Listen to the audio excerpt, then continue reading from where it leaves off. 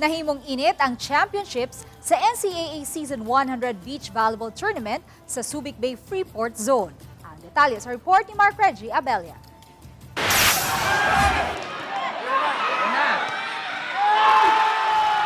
Uban sa cheering sa crowd, nakaluhod uban sa pagtuo sa ilang luha, ang Letran Lady Knights duo nga sila Gia Makilang ug Lara Silva.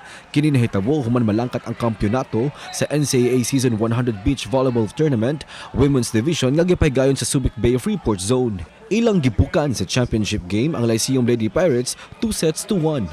Makasisayano ng kadaugan sa Letran tungod kay naka-3-peat sila o tulo ka sunod-sunod nga season nga nalangkat nila ang kampyonato. Mahirap talaga siya, as in natatalo po kami, pero yung sabi lang po ng coach namin is magtiwala lang po kami sa teammates namin and kung ano po yung bibigay ni Lord, yun lang. Napili nga most valuable player si Gia Makilang nga siya usab ang MVP sa miaging season. Nape-pressure po talaga ako sa mga expectation ng mga kasama namin. Hindi man ito luck lang na nanalo kami, pinaghirapan talaga namin. Samtang sa men's division usab adunay midaog nga bagong kampyon.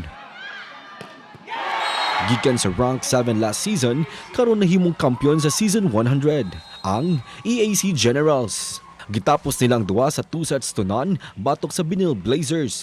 Managsamang rookie ang ilang mga players nga sila John Ruther Abor nga kaila isip MVP ug Paul Justin Sai nga siya usab ang napiling Rookie of the Year sa men's division. Sa totoo lang po, super hirap po talaga. But as our coach said, wala naman po expectation sa amin since bago lang po kaming tandem, rookie po kami ngayon sa Suns. So ayun lang po yung pinanghawakan namin na no expectation, just enjoy the game lang po every good. Ginawa lang po naming inspiration yung last season na nangyari po sa team namin. And ginawa po namin yun para po iangat po yung team namin. Sa juniors division, midaog usab ang Arellano Braves human pildiha ang defending champion nga EAC Brigadiers 2-1. Nakauna sa set ang panagpari sa magsuong sila Aljan ug James Apdian sa EAC. Ang binaon lang po talaga namin laban sa EAC is tapang, lakas ng loob, sigad at tiwala po sa sarili.